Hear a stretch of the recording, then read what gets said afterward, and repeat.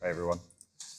Do you know, just as a complete aside, the very first public talk I ever gave was in this arena 25 years ago, almost to the day. I hope this one is better than that one, for my sake, for your sake, for my career's sake. So yeah, like I said, I'm the director of the Land and Carbon Lab at the World Resources Institute, and our role is to really look at where we need breakthroughs in monitoring nature, monitoring climate. And as you'd expect from a 46-year-old Englishman, I'm going to focus this talk on my emotions. One of the big things that I've sort of learned over the last 25 years is that it's a bit of a roller coaster monitoring the planet, especially when you're looking at changes in nature and the effects on those on climate change. On reflection, one thing you see is most monitoring of the environment is a very pessimistic exercise, and not just simply because we love clicking on things which are bad news, but because it's much easier to see from space trees disappearing than trees reappearing, right? And the big use case of most Earth monitoring always starts with deforestation. Just behind you there, WRI, along with a number of partners, they've been monitoring forests for about 10 years now, and the pink pixels there are the disappearance of our forests. There's reasons to be pessimistic, right? But monitoring can be optimistic too. Something we've done particularly badly at in the monitoring space is being able to see improvements in our natural ecosystems. And I'm hoping I'm going to show you some of those things now. Because I'm a complex man full of emotions, I've realized that the complexity of my emotions aren't well described. So I've made up some words to describe my emotions. I hope you like them. So the first one, I've just realized I've chosen really difficult to pronounce words. Good work, Craig. Teranoxia, the ambient anxiety of knowing the natural world is changing profoundly, but lacking the clarity to see the full extent or pinpoint the dynamics, like sensing a vast, complex machine malfunctioning in the dark. That's my job description, right? So what we see is we're trying to correct for this. Okay, so one of the ways in which we're doing it is, I think last year we released a monitoring system which allows us to look at ecosystem conversion anywhere on the planet, beyond forests, every 3 to 5 days. And so you can start to see things like this, right? So you can start to see, well, in this case, this is agricultural expansion in Brazil, where we're seeing, what starts with expansion of croplands turns into fires which extend beyond the croplands.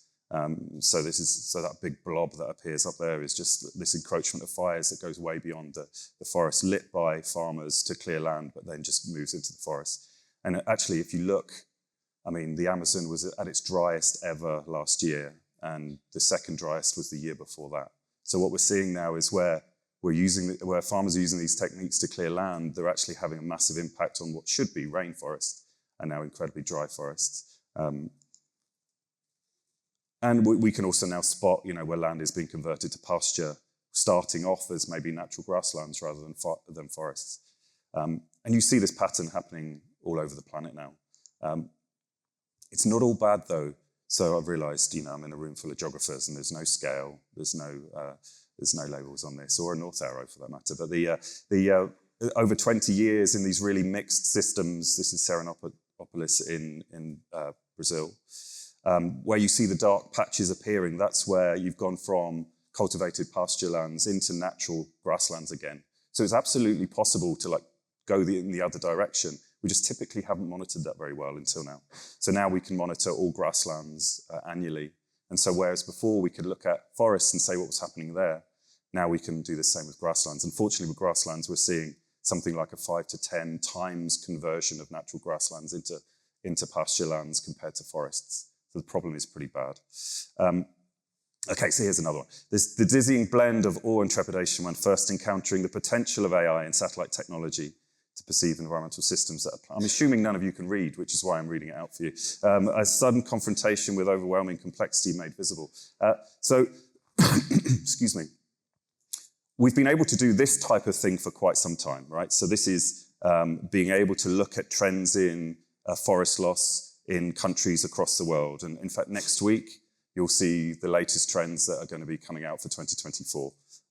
You should be sitting down when you see that. It will be in the news probably. And what we can see is just, we can pinpoint almost precisely the fronts of deforestation happening anywhere. And we can see how that's affecting things over time. Now being in the World Resources Institute ahead of time, we often talk to the countries and the national governments and investors and all sorts of people about what's going on. And this type of information, you will literally see people leaning forward and going, okay, this has changed, I need to do something different. So this type of information and the stories that you can tell with it really affect action. Now, just so it's not all about tropical forests, Canada's not doing so great either. So so what we're seeing there is just, I mean, I don't know if you remember, this is 2023, the big chart. 2024 is kind of similar. We're seeing this massive spike in wildfires. Again, kind of climate, El Nino driven, dry forests, which are just burning like crazy. In Peru last year, the extent of fires in one fire front was 70 kilometers long. You know, so how on earth are you going to manage to put those fires out? Yeah, well, this is what we need to do. Okay, on the positive side though, so what we can also see now is where we can see forest loss, one of the big challenges we've not been able to do is look at restoration monitoring. So the first 2 years of planting trees are incredibly important, but to actually monitor those at scale has been really difficult. How do you see a tree from space that was this big and is now this big, right? It's a difficult thing. So what we've done is we've worked with Meta and our own scientists to build a geospatial foundation model, which we'll hear about these days, specifically for the purpose, although it could be multi-purpose, but we're not using it like that, for identifying trees and measuring the heights. So we released one model last year, next one's coming out this year. Again, all open, all free, commercial, non-commercial, everything. I could give a talk on why that's important, but that's for another day. And what we're seeing is we can now count every tree on the planet and measure its height, even 5 months after trees have been planted, okay? So we can start seeing things like this. So the blue in there is where new trees have been planted, and the dots there is the count of every single tree. So whilst we might try and do this for the world, actually what's more important is you can now give it high resolution satellite, aerial or drone imagery, and it will do that type of monitoring for you. Okay, and the latest models that hopefully are coming out soon are going to be just so phenomenally accurate that what it does, it brings trust. So the reason we do this, by the way, is because we have a series of investors that we try and connect with locally run restoration sites. And if you're spending tens of millions of dollars on restoration, you kind of want to know independently if these things are working or not, right? And so what it does by providing this kind of independent data, what we're able to do is to bring confidence and bring trust to like this financial flow into restoration, because there's a huge amount of work happening in restoration. I mean, the world has committed to converting 30% of land, degraded land, back into forests or into natural ecosystems. So what we need is like these monitoring systems capable of doing that at scale. So I like to say what we're doing in this example is kind of bringing trust at scale. Not discounting like the locally led, locally driven, locally managed systems and restoration sites, but when you have like such big amounts of money being invested into these like small tail problems, then you need these kind of monitoring systems. And so, like I said to you, you can take any monitoring site, any restoration site now, any polygon with high resolution imagery, and you can start to count and monitor what's happening in terms of regrowth of trees. Now, in the back, the backbone of that model could really be applied to anything. We're just like hyper-focused on restoration monitoring at the moment, which is, I think, a big difference we see with other geospatial foundation models is they're kind of trying to be generalistic and like monitor and capture anything. We just love a bit of restoration. Okay, so next one.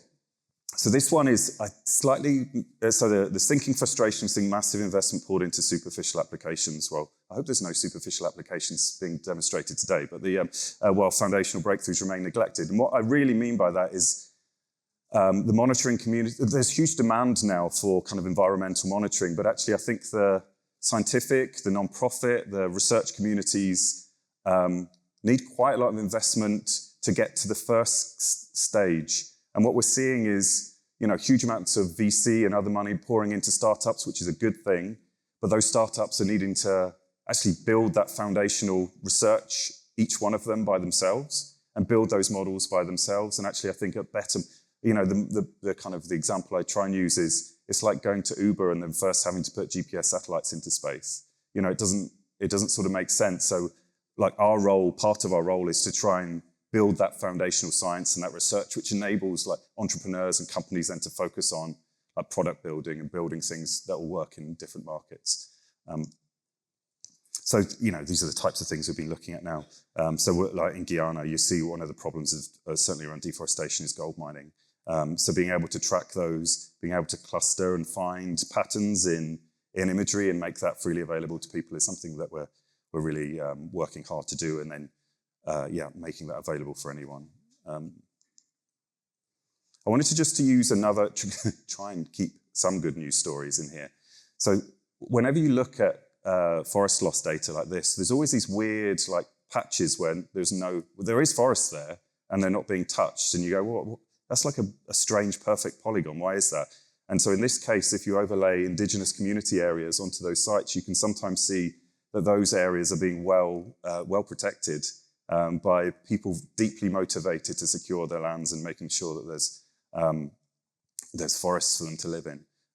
What we're doing is we then try and empower those people with like handheld monitoring systems to allow them to see where like encroachment and forest loss is happening, either through mining or agriculture or logging. And that then enables them to either like raise the hand, raise the alarm, or actually do something about it. So we see this a lot. Now, the worrying trend now is we're actually also seeing this encroachment going more and more into these places in international parks. In Bolivia last year, I think there was whole national parks were wiped out with wildfires. You say wildfires, they were lit by humans, but they went out of control. Okay, so I really tested myself on this one. Magniliminal. So this describes something operating effortlessly across scales unimaginable to a single human observer. Now, within the Land and Carbon Lab, we're making something like 80 separate monitoring streams of everything from monitoring grasslands to peatlands to one thing we'll release towards the end of the year is GHG flux, so looking at carbon sources and sinks every 30 meters every year in every pixel on the planet. We're collecting like 2 billion records of changes in ecosystems across a year in these kind of alerting systems that we're building.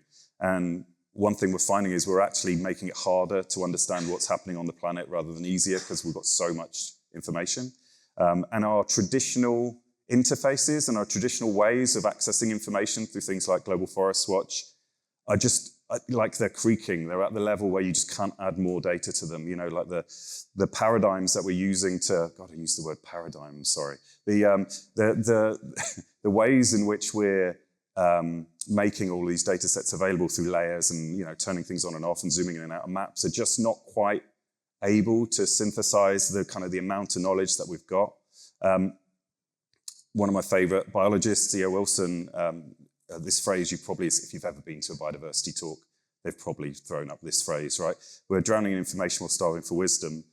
The world henceforth will be run by synthesizers, people able to put together the right information at the right time, think critically about it, and make important choices wisely. My view on this is we've got too much information, even for you.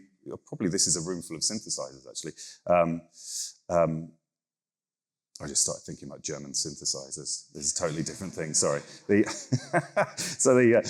Actually, I think the moment we're in now is actually in this space, right? So will be run by synthesizers, but it's probably going to be AI agents that are able to put together the right information at the right time and think critically about it and help people make important choices wisely. And so one of the things we're doing as a research area in the Land and Carbon Lab is this interplay between geospatial AI and agentic AI, the types of things that Javier was talking about earlier, like building up the tool sets and the analytical frameworks which allow us to interact with agents, which can do a lot of the synthesis for us with like a bunch of additional context around, how you think about managing and investing in land. In this one, I'm not going to show you what, but in September, we're going to launch our AI monitoring system, which is this coupling of these two things. Just as an aside, one thing we're seeing from a bunch of user testing is that if people use ChatGPT, They have incredibly unrealistic expectations of what a system to tell you things about the planet are going to be. And so we're trying to figure out how we actually make analytical infrastructures which are capable of being flexible enough to deal with the imagination of users interacting with agents, right? And that's a really tough problem. I think it's actually a harder problem for like the likes of Cato and others who have to do this in all sectors, but it's still a very difficult problem for when you're looking at monitoring. The way I see it is I think most people in places with high biodiversity where there are problems are not on MacBook Pros, they're on phones, right? So the ability to like boil down this like massive information, synthesize it into forms in their own language, which allows them to like use it for whatever purpose they need to use it for. It's just we're going to be able to scale this far wider now. Now we can like boil it down to messaging and like stick it on WhatsApp or put it wherever we put it. So that's what we're going to try and do. And then I just finished with this famous quote. You're either monitoring the problem or you're monitoring the solution. I get a lot of questions about, yeah, but what can I do? I think in this space, one of the things I would encourage anyone to do is if you think you're building technology or you think you're building like geospatial science, which is going to help us understand the planet better, then make that available for the likes of us to be able to do so. Don't hide the open piece of it, the valuable piece of it behind closed doors, and make it available for everyone. That's what we're trying to do. We're trying to raise the bar of everyone's ability to monitor the Earth so they can actually perhaps do something to solve it. Thank you.